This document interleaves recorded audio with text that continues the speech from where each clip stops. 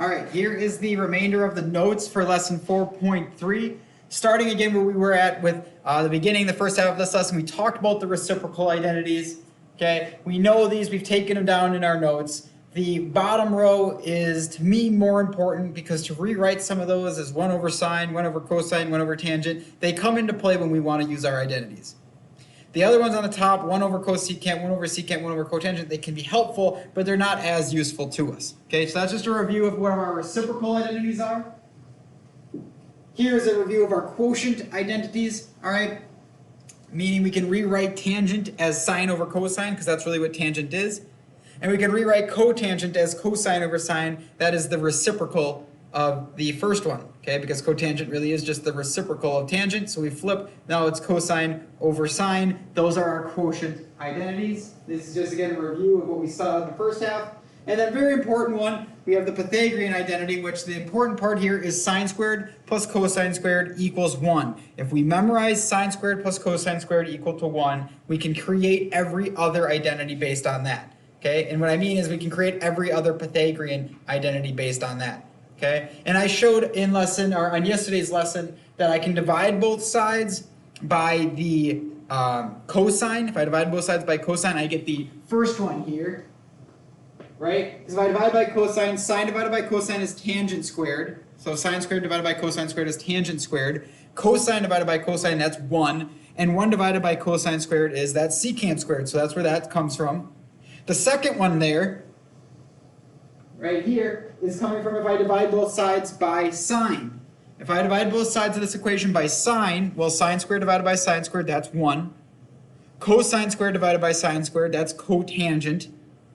And then 1 divided by sine squared is cosecant squared. So if you memorize the first, you can generate these other two, which in turn generate a lot more. And so what I say is if you memorize the first one, good. If you memorize these 3, you're in a great position because these 3 are extremely useful, okay? The first one generates all of them. However, knowing all 3 of them, we can move things around with just addition and subtraction and create a lot more, okay? So as we move on here, we get into some more notes that we weren't really able to take. These ones we did take in day 1, so I won't go over these ones again. We took this in day 1. Figuring out how we can just use sine of theta equal to 0.6 to find cosine and to find tangent. But I will do the next one, which is similar. Okay? And the next one here, we have the tangent of theta equal to 3. And now we want to find cotangent of theta and secant of theta. Okay? Finding cotangent of theta, well, I can rewrite cotangent as the, I can rewrite cotangent using the reciprocal identity. Okay, meaning that I can rewrite cotangent as 1 over tangent of theta. Okay, because that is what cotangent is. It's 1 over tangent. Well, I know what tangent of theta equals, so I can replace tangent of theta with what it equals, and I can say that this is really 1 over 3. And that would be the cotangent of theta. Okay? Now, secant is a little bit different. Secant, I actually need to use one of my identities. In fact, I need to use this identity right here, okay? Which tells me that secant squared equals tangent squared plus 1. Make sure I wrote it right. I did. Perfect. Okay? And the reason I want to use that equation is because I can replace again the tangent with 3, because I know the value of tangent to be equal to 3 from above right here in the directions. So replacing tangent with 3, I get secant squared equals 3 squared, because that's what tangent equals, plus 1. All right? Solving this, I get secant squared equals 9 plus 1, which is then secant squared equals 10. And we can view this secant squared almost like a variable that we're solving for. And so I don't really want secant squared, I just want secant, which means I can take the square root of both sides here. Square root both sides, I end up getting that the secant is equal to the square root of 10. And that would be my answer. So using that Pythagorean identity to solve again. Okay?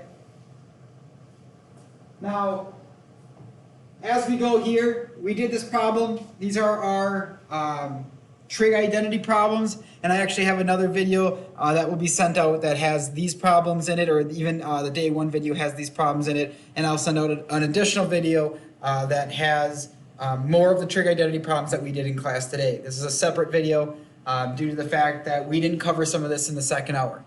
Okay? So as we keep going here, again, this problem is done already. You may already have it in your notes, and you can watch it in a separate video. We have this portion here, which is really just a note, so I'm going to go by it kind of quickly. But what we have in this problem is really a big note that's saying if it's not telling us that it is degrees, we're going to assume that it's radians. So that bottom saying sine of 1 is meaning the sine of 1 radian.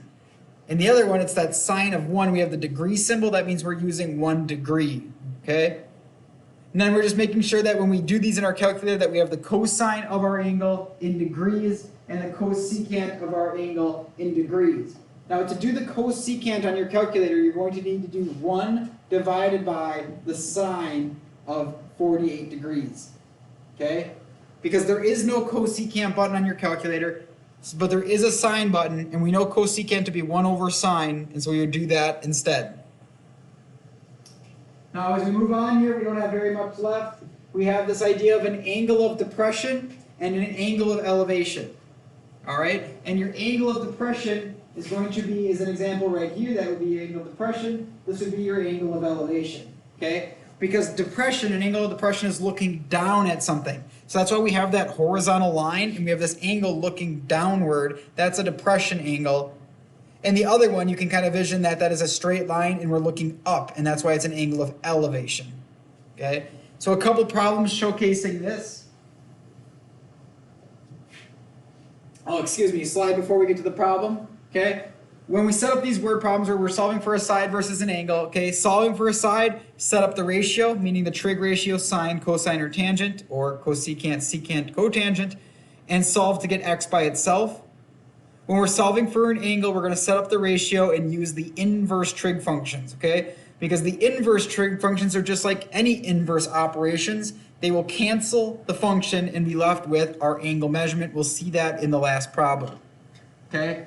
So as we look here at slide number, this slide here, we have a word problem, kind of your classic trigonometry problem here. We have a guy, a surveyor, standing 115 feet away from the Washington Monument. Okay? It says that he looks up and has an angle of elevation from the ground up to the top, and that angle of elevation is 78.3 degrees. It also says that he is standing 115 feet away. And what we're looking for is that height of the Washington Monument, x. So we set up the triangle. It's a right triangle. Now we're going to set up the ratio to solve. Okay, using 73 as my reference angle, that means x is the opposite side. 115 is the adjacent side. Opposite, adjacent tells me this is the tangent, or we're going to use tangent, so it's the tangent of my angle, 78.3. Put that over 1. Set it equal to opposite over adjacent, that's x over 115. Cross multiply and solve. 1 times x is x. The tangent of 78.3 times 15, well, I got to use my calculator here. Tangent of 78.3 times 115, that gives me 555.3 as a height. Oops, 555, not 55. 555.3 feet is the height of the Washington Monument, okay? And that's how we set up many problems when we're just using our regular trigonometry. So set it up, use the trig to solve for a missing side. Now the next one here, last one here, is with this historic lighthouse, okay? And the hardest part about this one is the way that the problem is worded, and then this is going to showcase an inverse problem. So we have a lighthouse here. There's a bike path that is 200 yards away from the lighthouse. So there's the bike path.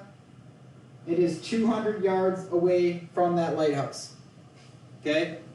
Then it says there is a walkway to the lighthouse that is 400 yards long. And what it really should say is there is a walkway from the bike path to the lighthouse, and it's 400 yards long. Because that walkway is somewhere over here, and you walk to the lighthouse, and that is a path of 400 yards. What we want to find is this angle that is formed by the bike path and the walkway. That's this angle right here. When we're looking for the angle, this is back to geometry, when we're looking for an angle, we're going to use that inverse trigonometry. So here's how we can set that up. From my angle, the 200 is my opposite side. The 400 is my, I was about to write adjacent, not adjacent, it is my hypotenuse.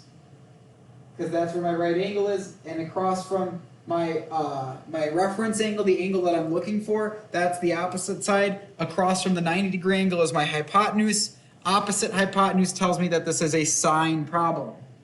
Okay?